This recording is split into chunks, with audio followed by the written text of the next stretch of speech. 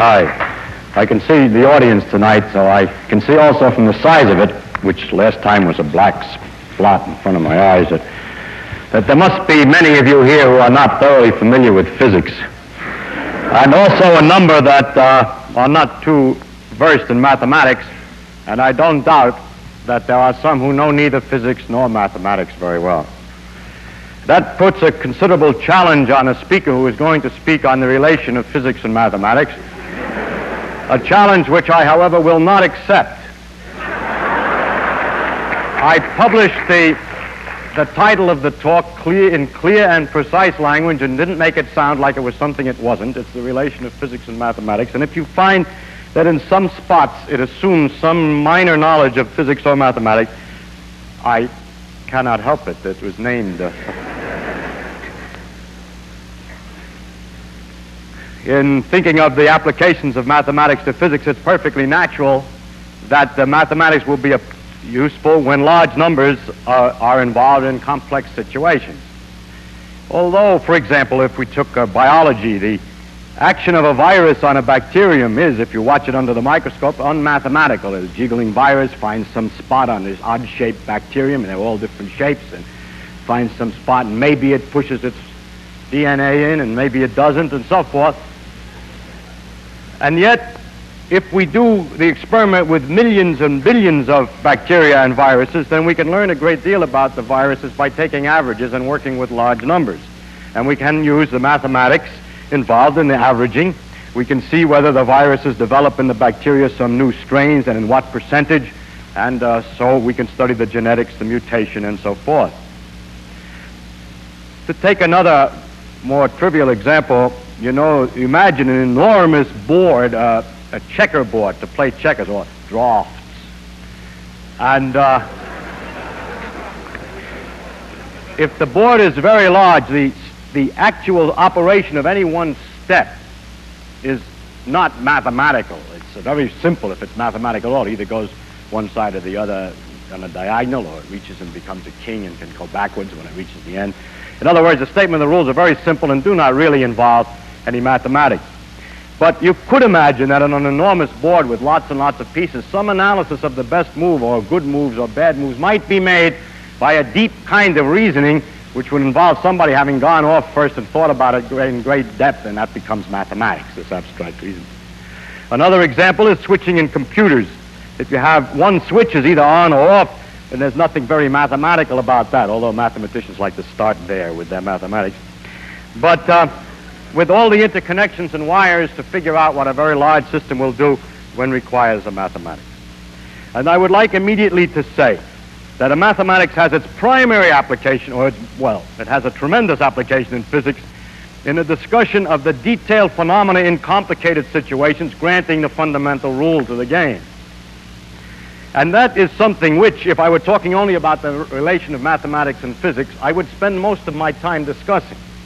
But since this is part of a series of lectures on the character of physical law, I do not have the time to discuss the applications of mathematics and physics to calculating what happens in complicated situations, but we'll go immediately to another question, which is the character of the fundamental law.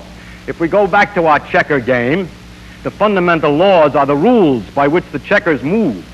The mathematics may be applied in a complex situation to figure out what happens in the next move, what's a good move to make in a complicated situation, but very little mathematics is needed in the fundamental, simple character of the basic laws. Now, the strange thing about physics is that for the fundamental laws, we still need mathematics. For example, I give two examples, one in which we really do not and one in which we do. There's a law in physics called Faraday's law, which says that in an electrolysis, the amount of material which is deposited is proportional to the current and to the time that the current is acting. And that means that the amount of material is proportional to the charge which goes through the system. Sounds very mathematical. But what's actually happening is that electrons going through the wire each carry one charge. And to take an example, a particular example, it may be that to deposit one atom requires one electron to come. And so the number of atoms that are deposited is necessarily proportional to the number of electrons that flow, and thus to the charge that goes through the wire. So the mathematically appearing law has as its basis nothing very deep. requiring no real knowledge of mathematics, that one electron is needed for each atom in order for it to deposit itself. That's that's mathematics. I had to say number one. But it's not the kind of mathematics I'm talking about tonight. Now, if we take, on the other hand, Newton's law for gravitation, which has these aspects which I wrote down last time just to impress you with the speed at which mathematical symbols can carry information.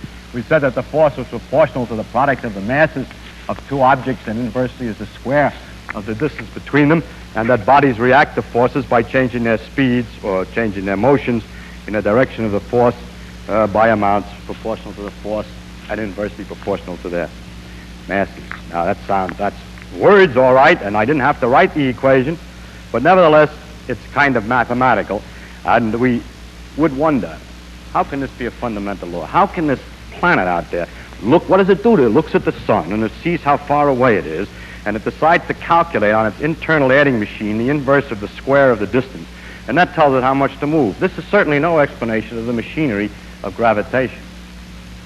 So you might want to look further, and various people have tried to look further. Newton was originally asked, it doesn't mean anything, it doesn't tell us anything. He says, it tells you how it moves. It should be enough, I told you how it moves, not what. But people are often unsatisfied without a mechanism, and I would like to describe one theory which has been invented among others, of the type that you might want, that this is the result of large numbers. And that's why it's mathematical. And I give this theory, perhaps you've thought of it yourself. Every once in a while some student comes running in, he suddenly explains gravitation. Suppose that in the world, everywhere, there are flying through us at very high speed a lot of particles that come equally in all directions. They're just shooting by, and once in a while hit us in a bombardment. But we and the sun are practically transparent for them, nearly. But some hit, and so it's not completely transparent. Then look what would happen. If the sun is here, and the earth is here, then if the sun weren't here, there would be particles bombarding from all sides, giving little impulses by the rattle of these bang, bang, the few that hit, which would not shake the earth in any particular direction, because there is many coming from one side as the other, from top, from bottom. However, when the sun is here, the particles which are coming in this direction are partly absorbed by the sun because some of them hit the sun and don't go through. Therefore, the number that are coming from this direction toward the earth is less than the number that are coming from the other side, because here they have no opposition from no sun there. And it's easy to see, after some mental effort, that the further the sun is away, the less in proportion of all of the particles are being taken out of the possible directions in which particles can come. I mean, the solar size appears smaller. And, in fact, inversely is the square of the distance. So there will therefore be an impulse toward the sun on the earth that's inversely as the square of the distance, and is the result of large numbers of very simple operations, just hit one after the other from all directions. And therefore the strangeness of the mathematical relation will be very much reduced, because the fundamental operation is much simpler than calculating the inverse of the square of the distance. This machine does the calculating, these particles bouncing. Only trouble with it is that it doesn't work for other reasons. Every theory that you make up has to be analyzed against all the possible consequences and to see if it predicts anything else. And this predicts something else. If the earth is moving this way, more particles will hit it from the front than from the back.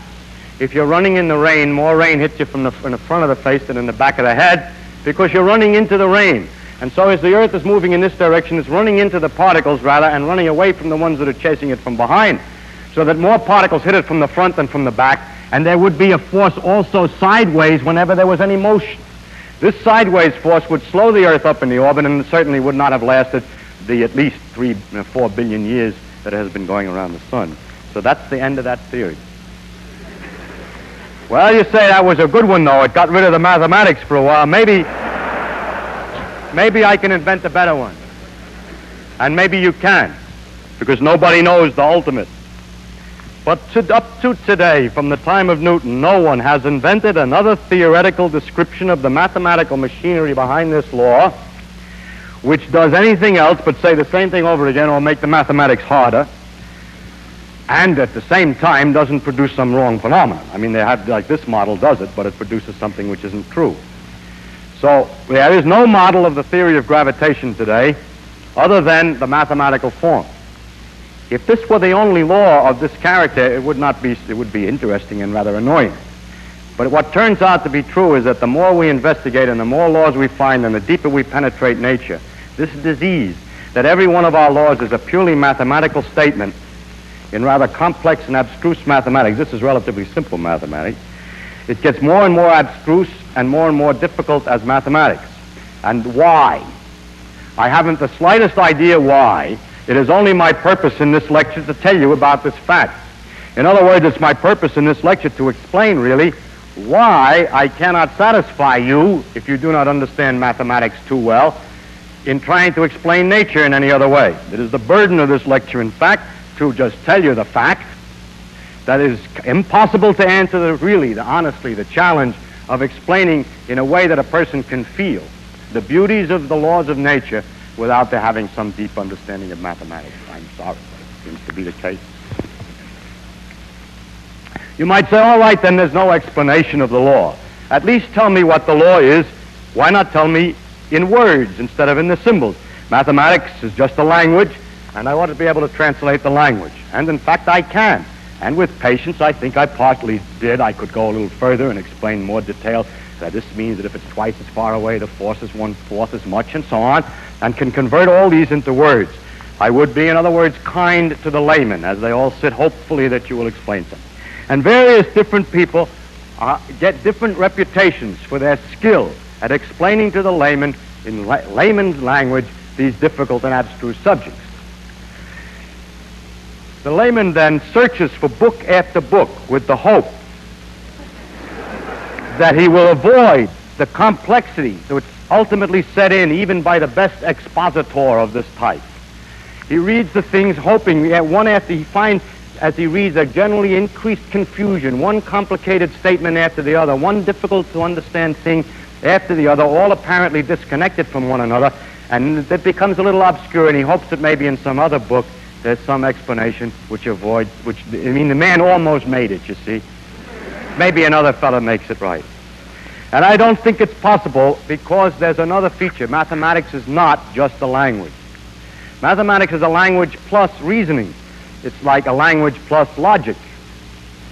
Mathematics is a tool for reasoning. It's in fact a big collection of the results of some person's careful thought and reasoning.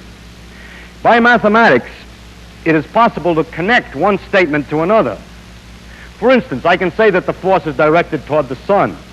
I can also tell you, as I did before, that the planet moves so that if I draw a line from the sun to the planet and draw another one at some definite period, like 3 weeks later, the area that's swung out by the planet is exactly the same as it will be the next 3 weeks and the next 3 weeks and so on as it goes around the sun. Now, I can explain both of those statements to you carefully, but I cannot explain why they're both the same.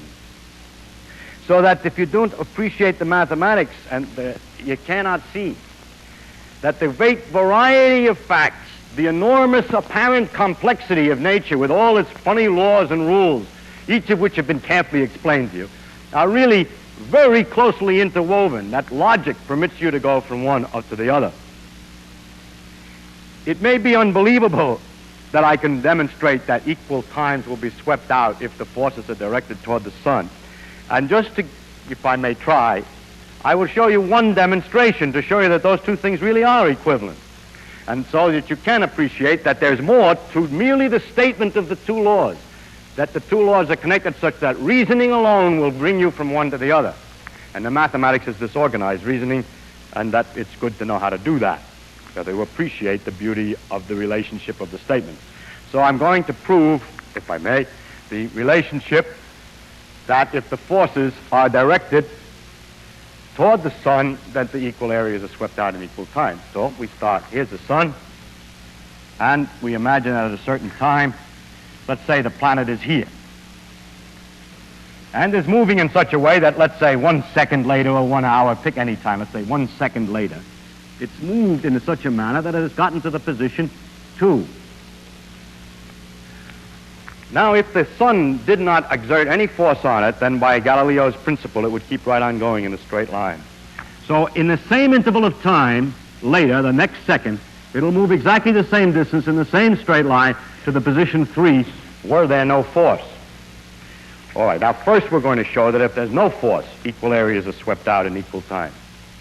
I remind you that the area of a triangle is half the base times the altitude, and that the altitude is the vertical distance to the base.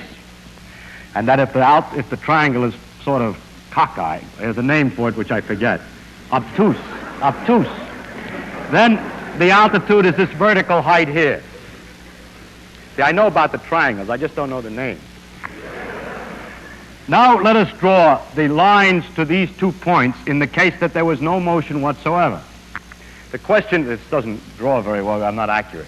But these 2 distances are equal, remember. The question is, are these 2 areas equal? Well, consider the triangle made from the sun and the 2 points 1 and 2. It's this one. What's its area? It's this space multiplied by this height. And what about the other triangle, which is the triangle in motion from 2 to 3? It's this base times the same altitude. The 2 triangles have the same altitude and, as I indicated, the same base and have the same area. So far, so good. If there were no force from the sun, equal areas would be swept out in equal times. The 2 triangles have equal area. But there is a force from the sun. And during this interval, from 1 to 2 to 3, the sun is pulling and changing the motion in various directions, this way, that way. To get a good approximation to that, we'll take the central position or average position here and say that the whole effect during this interval was to change the motion by some amount in this direction toward the sun. That means that although the particles were moving this way and would have moved this way in the next second, because of the influence of the sun, the motion is altered by an amount that's poking in this direction. That's parallel to this, exactly parallel. These lines are parallel.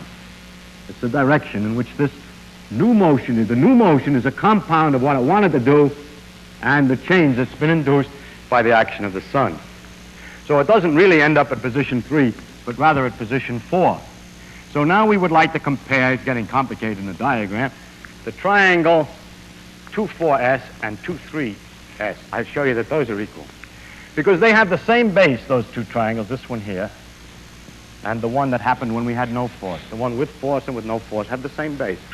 And do they have the same altitude? Sure, because they're included between parallel lines, and so they have the same altitude. And thus the area of the last triangle I drew is the same as the second one I drew, this 1, 2, 3, and that I had proved earlier was the same as the first one. So in the actual orbital motion of the planet, the area of the first, in second, and in the second are equal. So by reasoning, we can see a connection between the force, the fact that the force is toward the sun, and that the areas are equal. Not ingenious, no? This was, I borrowed this from Newton. It comes right out of the Principia, diagram and all. The letters are different, that's all, because he wrote in Latin. These are Arabic numerals. But incidentally, Newton made his proof geometrical like this, and made all his proofs in his book geometrical of this type. Today we don't use that kind of reasoning. We use a kind of analytic reasoning with symbols, which this kind of reasoning requires an ingenuity to draw the right triangles, the correct triangles, I mean, to notice about the areas and to figure out how to do it. You have to be clever. But there have been improvements in the methods of analysis so that one can be quite more stupid. And I write much faster, you're much more efficient then. And I want only to show what it looks like in the notation of the more modern mathematics, where you don't do anything but write a lot of symbols to figure it out. First, we would like to talk about how fast the area changes, and we represent that by area dot. And the area changes because of when the radius is swinging, it's the component of velocity at right angles to the radius times the radius that tells how fast the area changes. So this is the component of the radial distance multiplied by the velocity or rate of change of the distance. Now the question is whether the rate of change of area itself changes. The principle is it's not supposed to change. The rate of change of area is not supposed to change. So we differentiate, so-called, this again, and we put, that'll mean some little trick about putting dots in the right place. And that's all. You have to learn the tricks. It's just a series of rules that people have found out that are very powerful for such a thing. And this says the component of the velocity at right angles to the velocity. It is none. There is none. The velocity is in the same direction as itself. And the acceleration, which is this thing, the second derivative, or the derivative of velocity, is the force divided by the mass. So this says that the rate of change of the area is the component of force at right angles to the radius. But if the force is in the direction of the radius, as Newton said, then there's no force at right angles to the radius, and that means that the rate of change of area doesn't change. I just wanted to illustrate the different kinds of notation. Now, Newton knew how to do this, more or less, a slight different notation, but he wrote everything this way because he tried to make it possible for people to read his papers. He invented the calculus, which is this kind of mathematics, and is a good illustration of the relation of mathematics to physics. When the problems in physics get difficult, we may often look to the mathematicians who have already studied such a thing and have reasoned about such an item before and have prepared a line of reasoning for us to follow. On the other hand, they may not have, in which case we have to invent our own line of reasoning, which will then pass back to the mathematicians, because everybody who reasons carefully about anything is making a contribution to the knowledge of what happens when you think about something. And if you abstract it away and send it to the Department of Mathematics, they put it in the books as a branch of mathematics. Mathematics, then, is a way of going from one set of statements to another. It's evidently useful in physics because we have all these different ways that we can speak of things, and it permits us to develop consequences and analyze the situations and change the laws in different ways and to connect all the various statements. So that, as a matter of fact, the total amount that a physicist knows is very little. He has only to remember the rules for getting from one place to another, and he's able to do it then. In other words, all of the various statements about equal times, the forces in a direction of the radius, and so on, are all interconnected by reasoning. Now an interesting question comes up. Is there some pattern to it? Is there a place to begin fundamental principles and deduce the whole works? Or is there some particular pattern or order in nature in which we can understand that these are more fundamental statements and these are more consequential statements? There are two kinds of ways of looking at mathematics, which for the purpose of this lecture I will call the Babylonian tradition and the Greek tradition. In Babylonian schools in mathematics, the student would learn something by doing a large number of examples until he caught on to the general rule.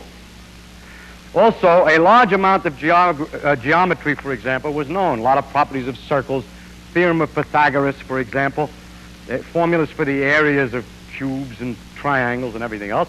And some degree of argument was available to go from one thing to another. Tables of numerical quantities were available so that you could solve elaborate equations and so on.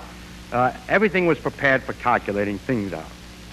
But Euclid discovered that there was a way in which all of the theorems of geometry could be ordered from a set of axioms that were particularly simple. And you're all familiar with that much geometry, I'm sure. But the Babylonian attitude was, if I make my way of talking what I call Babylonian mathematics, is that you know all these various theorems and many of the connections in between, but you've never really realized that it could all come up from a bunch of axioms. Modern mathematics, the most modern mathematics, concentrates on axioms and demonstrations within a very definite framework of conventions of what's acceptable and not acceptable as axioms. For example, in geometry, to take something like Euclid's axioms modified to be made more perfect and then to show the deduction of the system. For instance, it would not be expected that a theorem like Pythagoras' that the sum of the squares of the areas of squares put on the sides of the triangle will equal the area of a square on a hypotenuse should be an axiom. On the other hand, from another point of view of geometry, that of Descartes, the Pythagorean theorem is an axiom. So the first thing we have to worry about is that even in mathematics, you can start in different places. Because of all these various theorems are interconnected by reasoning, there isn't any real way to say, well, these on the bottom here are the bottom, and these are connected through logic. Because if you were told this one instead, or this one, you could also run the logic the other way if you weren't told that one, and work out that one. It's like a bridge with lots of members, and it's over-connected. If pieces have dropped out, you can reconnect it another way. The mathematical tradition of today is to start with some particular ones which are chosen by some kind of convention to be axioms and then to build up the structure from there. The Babylonian thing that I'm talking about, which I don't really not Babylonian, but it's to say, well, I happen to know this and I happen to know that and maybe I know that, and I work everything out from there. Then tomorrow I forgot that this was true, but I remembered that this was true, and then I reconstruct it again, and so on. I'm never quite sure of where I'm supposed to begin and where I'm supposed to end. I just remember enough all the time so that as the memory fades and the pieces fall out, I put the thing back together again every day. The method of starting from the axioms is not efficient in obtaining the theorems. In working something out in geometry, you're not very efficient if each time you have to start back at the axioms. But if you have to remember a few things in the geometry, you can always get somewhere else. It's much more efficient to do it the other way. And what the best axioms are not exactly the same, in fact are not ever the same, as the most efficient way of getting around in the territory. In physics, we need the Babylonian method and not the Euclidean or Greek method, and I would like to say why. The problem in the Euclidean method is to make something about the axioms a little bit more interesting or important. But the question that we have is, in the case of gravitation, is it more important, is it more basic, is it more fundamental, is it a better axiom to say that the force is directed toward the sun, or to say that equal areas are swept in equal time?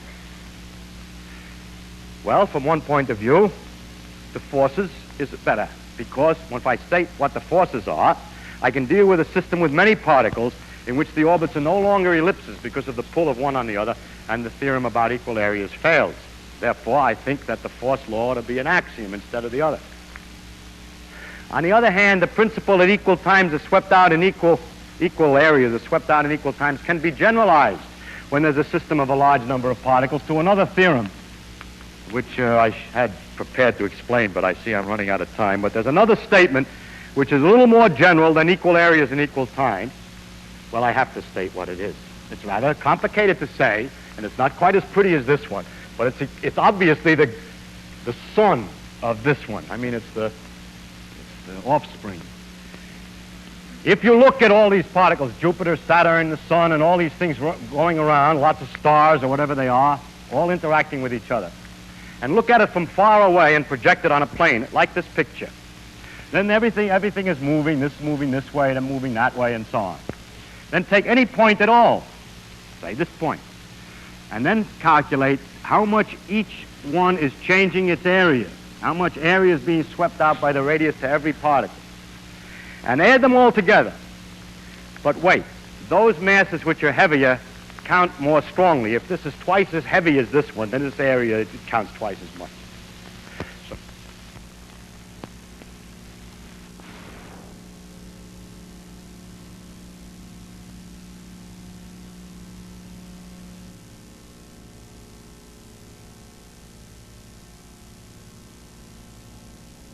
that's doing the sweeping, and the total of all of that is not changing in time. That's the generalization, obviously, of the other one. Incidentally, the total of that is called the angular momentum, and this is called the law of conservation of angular momentum. Conservation just means that it doesn't change.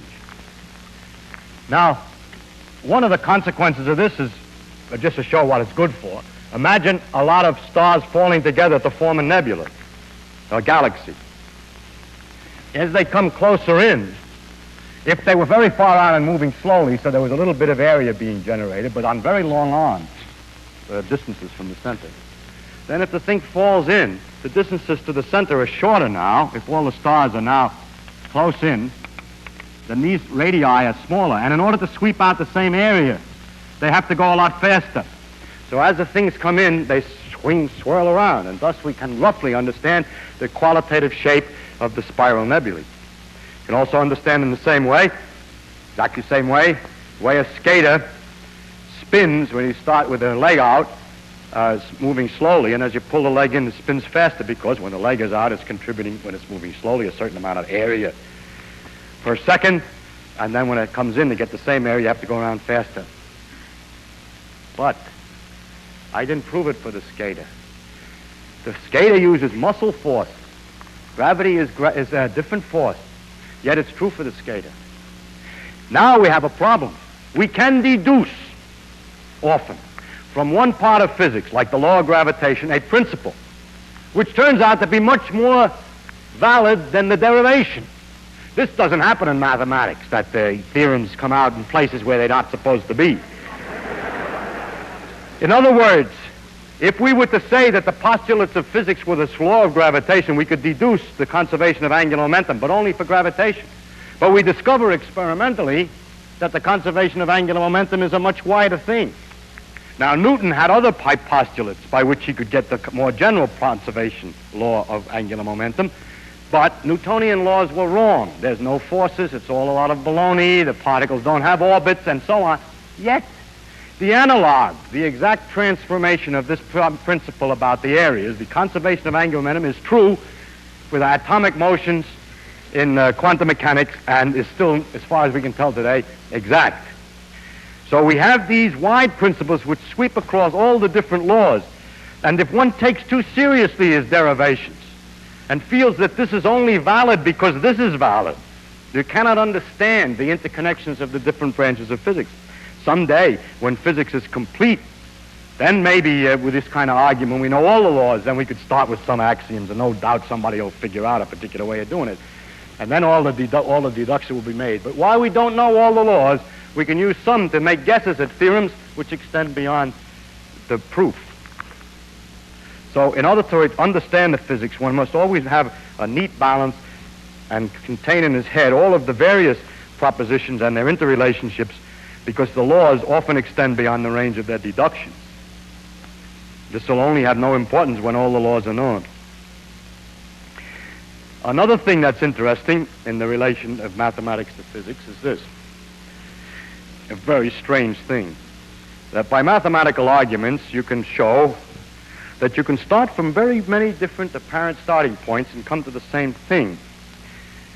That's pretty clear if you have axioms, or you can use some of the theorems, but actually in the physical laws are so delicately constructed that the statements of them have such qualitatively different character that it's very interesting. So if you'll permit me, I'm going to state the law of gravitation in 3 different ways, all of which are exactly equivalent, it turns out, but they sound completely different. 1, there's a forces between the objects as described before, and each object, when it sees the force on it, accelerates or changes its motion, rather, at a certain amount per second, as I've described before. The regular way, I call it Newton's law.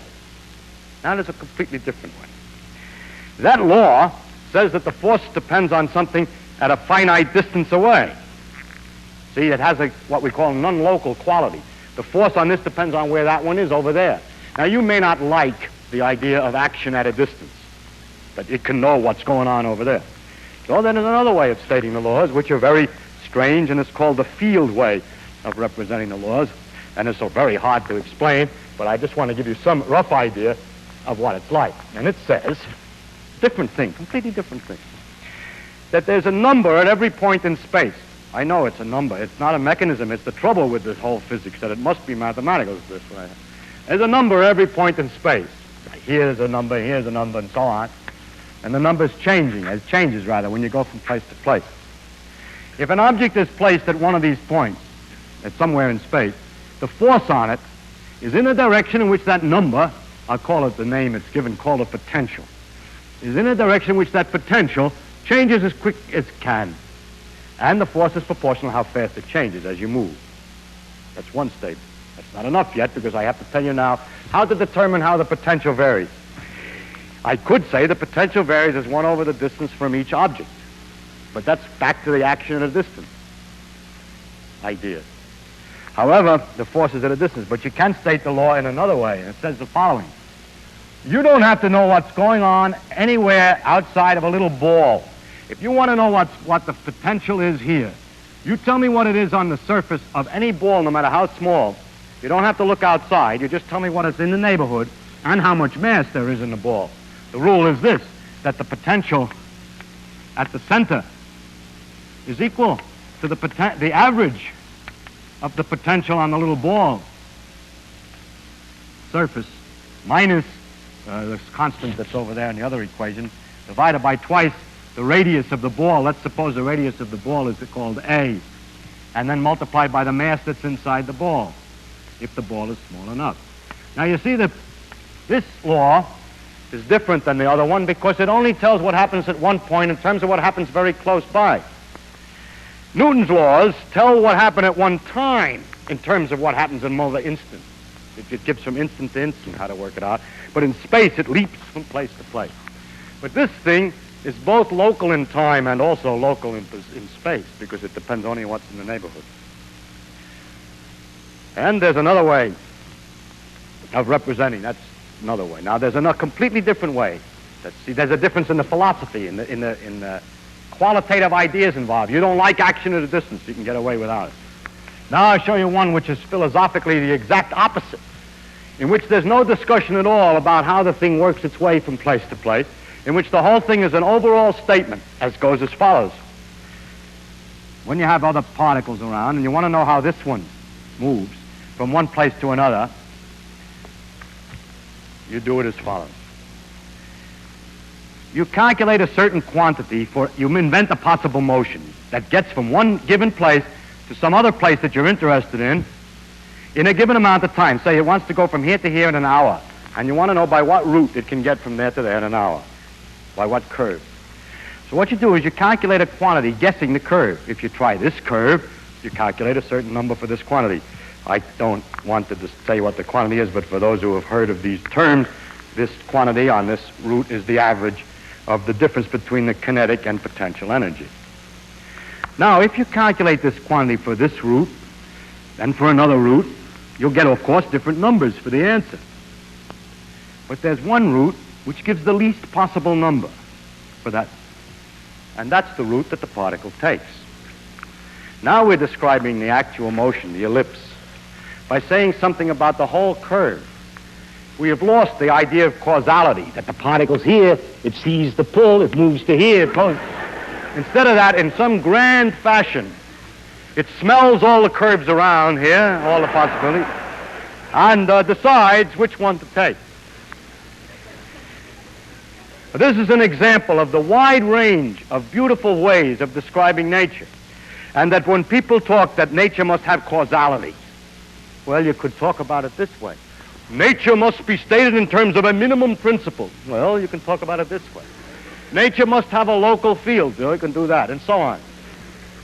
And the question is, which one is right?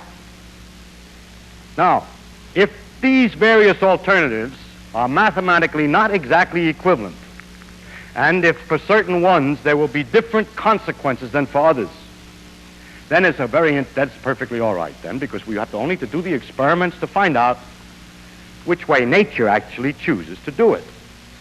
Mostly people come along and they argue philosophically they like this one better than that one, but we have learned from much experience that all intuitions about what nature's going to do philosophically fail. It never works. One just has to work out all the possibilities and just try all the alternatives. Now, in this particular case that I'm talking about here, these theories are exactly equivalent.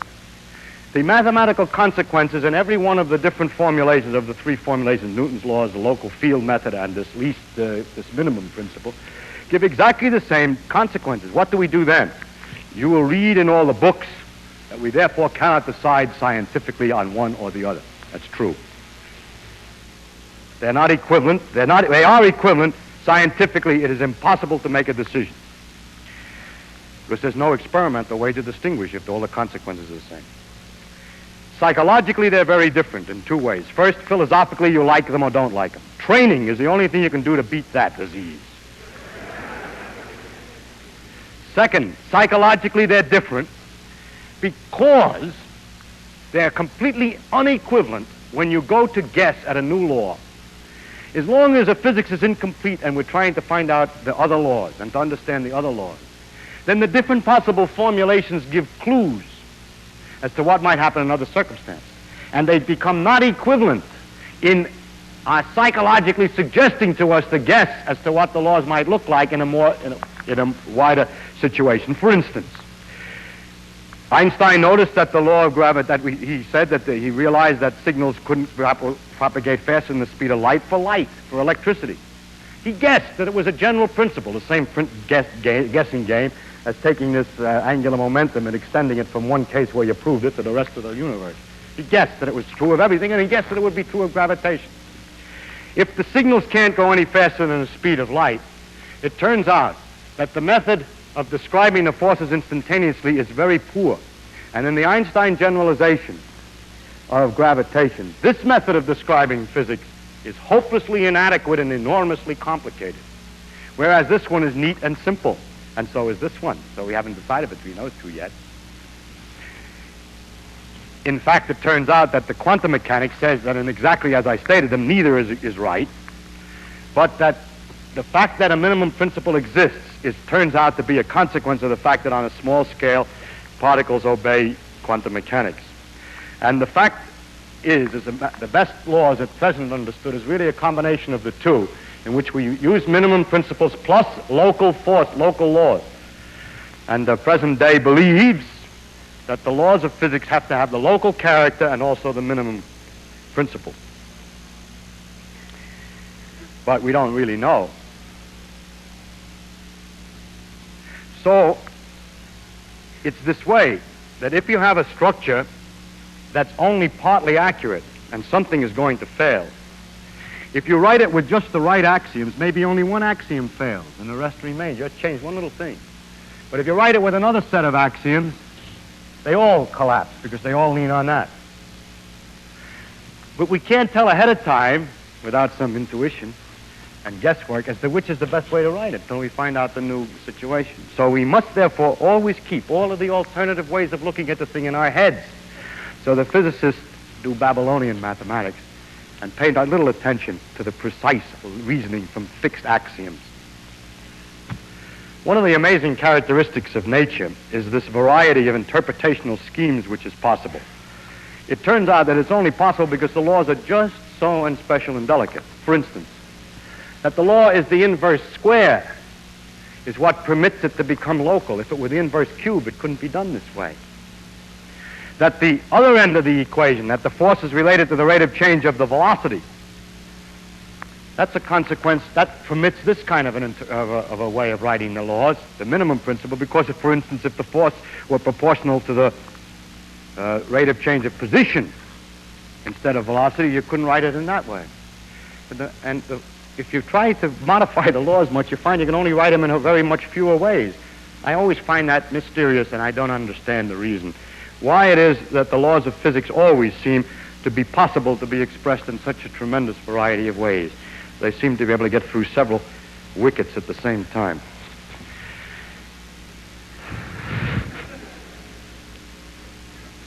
Now I would like to make a number of remarks on the relation of mathematics and physics, which are a little more general.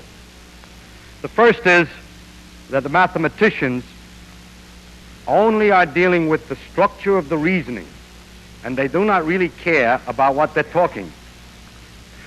They don't even need to know what they're talking about, or as they themselves say, or whether what they say is true. Now I explain that. If you state the axioms, you say such and such is so, and such and such is so, and such is so, what then? Then the logic can be carried out without knowing what the such and such words mean.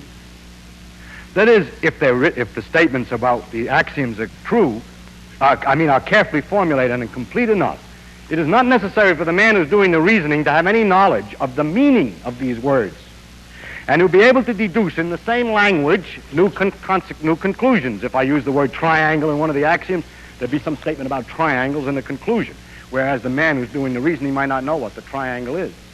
But then I can read his thing back and say, oh, a triangle, well, that's just a three-sided what have you, that's a so-and-so. And so I know this new fact. In other words, mathematicians prepare abstract reasoning that's ready to be used if you will only have a set of axioms about the real world. But the physicist has meaning to all the phrases. And there's a very important thing that a lot of people who study physics that come from mathematics don't appreciate. The physics is not mathematics, and mathematics is not physics. One helps the other. But you have to have some understanding of the connection of the words with the real world. It's necessary to, at the end, to translate what you figured out into English, into the world, into the blocks of copper and glass that you're going to do the experiments with to find out whether the consequences are true. And this is a problem which is not a problem of mathematics at all. I've already mentioned one other relationship that, of course, it's obvious how the mathematical reasonings which have been developed are of great power and use for physicists. That on the other hand, sometimes a physicist's reasoning is useful for mathematicians. Mathematicians also like to make their reasoning as general as possible. If you say, I have a three-dimensional space, ordinary space, I want to talk about ordinary space. You know, you're in it and you measure distances and there are three numbers you need to tell where something is. You go breadth, width, and height, three-dimensional space, and you begin to ask them about theorems. Then they say, now look, if you had a space of n dimensions, then here are the theorems. Well, I say, yeah, but I only want the case 3. Well, substitute n equals 3. And then it turns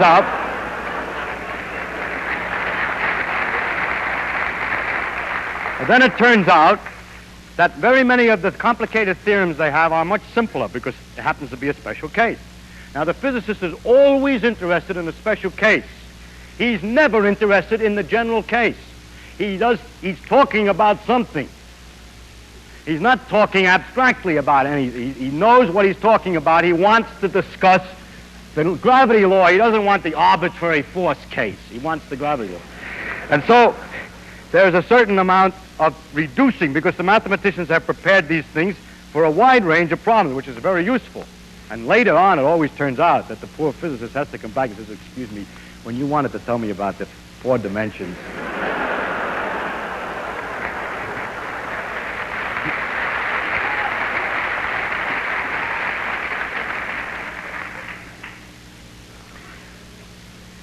Now,